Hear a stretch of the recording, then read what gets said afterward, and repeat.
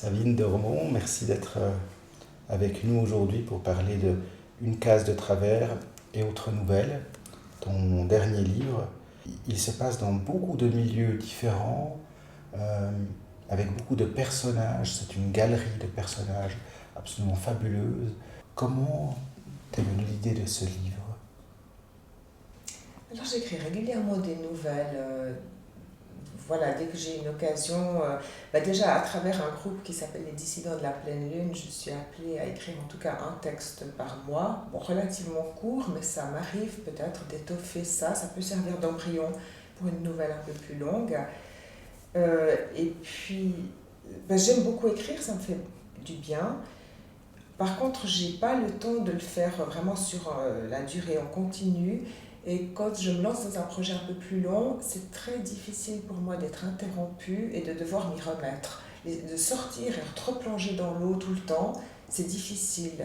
Et j'aurais besoin d'avoir un temps libre en continu pour pouvoir explorer une intention un peu plus longue. Donc de ce point de vue-là, le style de la nouvelle me convient bien.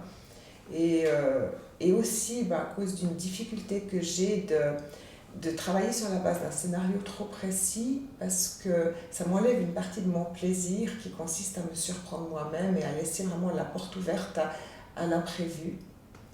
Et quand le scénario est trop écrit ou trop... Ça m'est arrivé 2-3 fois d'essayer, mais j'avais de la peine à trouver la motivation de le poursuivre, parce qu'en fait l'histoire était déjà écrite dans ma tête et j'avais plus rien à me raconter réellement. Il y a quelque chose qui revient très souvent, je trouve, c'est la question de l'étranger, de celui qui est en route vers quelque part, qui sera souvent rejeté par mille façons différentes, parfois extrêmement cruelles, parfois extrêmement subtiles. Euh, D'où te vient au fond cette thématique de l'étranger notamment rejeté, qui ne trouvera jamais un chez soi? Le pourquoi, j'ai peut-être un peu de peine à le dire, si ce n'est que le migrant cumule plusieurs situations de profond désarroi. Il est déjà victime souvent d'une situation terrible qui le pousse à quitter son pays, que ce soit une guerre, que ce soit une famine ou que ce soit une persécution. C'est vraiment des conditions de stress extrêmes. Et on ne part jamais de gaieté de cœur quand on part définitivement ou pour une durée indéterminée. Ça nécessite déjà une séparation, une rupture par rapport à plein de choses qui nous sont familières pour aller vers on ne sait quoi. La fuite elle-même peut durer des années et se dérouler dans des conditions terribles. Et finalement, quand on voit la manière dont en plus ces gens sont accueillis, j'ai vraiment l'impression qu'il y a une accumulation d'épreuves extrêmement dures. Et c'est une des raisons pour laquelle ça me touche. Oui, c'est vrai qu'on sent cette empathie en permanence. Comment tu trouves tes histoires? Tu sais, il y a un certain nombre d'auteurs de nouvelles qui prétendent que c'est l'art le plus difficile. Pourquoi? Parce qu'il faut avoir une très bonne idée pour faire une nouvelle, alors une très bonne idée suffit si on l'étire un peu pour en faire un roman. Donc pour écrire autant de bonnes nouvelles, avec de très bonnes idées, il faut les trouver, ces idées. Ce qui n'est pas très facile, je trouve. Quelle est la source de ton inspiration? Alors peut-être qu'il y a beaucoup de choses qui tiennent à la chute, et comme j'écris beaucoup de nouvelles, j'ai beaucoup eu l'occasion de travailler l'aspect de la chute, qui est peut-être l'élément déterminant. Et sinon, il y a des idées qui me viennent, notamment aux Dissidents de la Pleine Lune, qui sont un groupe de personnes qui aiment écrire, que ce soit des auteurs confirmés ou des gens qui n'ont pas forcément beaucoup d'expérience. Et donc on se réunit à peu près une fois par mois, les lundis, et on se donne des thèmes souvent qui paraissent vraiment tirés par les cheveux. Et quand on sort de la séance et qu'on sait sur quel thème on doit écrire pour la fois suivante, on se dit « mais mon Dieu, comment vais-je pouvoir aborder ce sujet ?» Parmi les exemples, il y a eu une fois le sourire de la vitesse.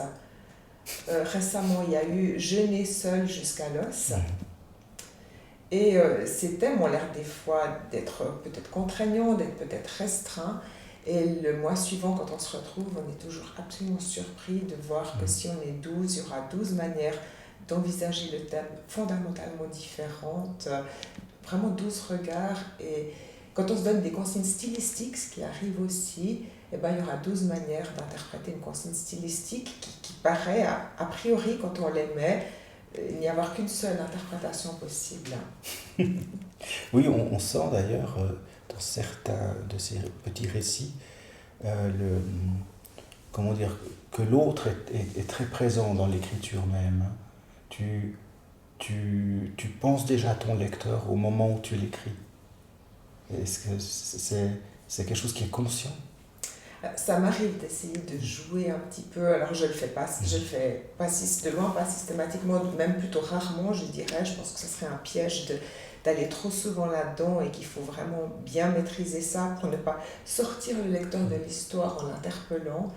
Mais ça peut m'arriver effectivement de lui faire un clin d'œil un peu plus directement. Il y a des interpellations, effectivement. Des choses que on sent cette part de jeu qui est très très forte. Jeu avec la langue, jeu avec les codes de la narration, même jeu avec les personnages que tu mets dans des situations quelquefois abracadabrantes. Et on a l'impression qu'ils devront déployer, faire des pirouettes pour s'en sortir. Cette dimension du jeu est très importante. Oui, alors bien sûr, une situation inextricable, d'un point de vue d'histoire, c'est toujours plaisant, parce que plus c'est compliqué, plus ça a l'air sans issue, plus quelque part on a on a une certaine sympathie pour le personnage qui se trouve là-dedans, et oui, probablement que ça crée une identification, en tout cas, qu'est-ce qu'on est content de ne pas être à sa place, mais en même temps on est curieux, je pense, de voir comment il va s'en sortir ou pas. Je te remercie infiniment, Sabine, pour ce bon moment et je te souhaite une bonne écriture pour de nombreuses années encore. Merci, Fernand.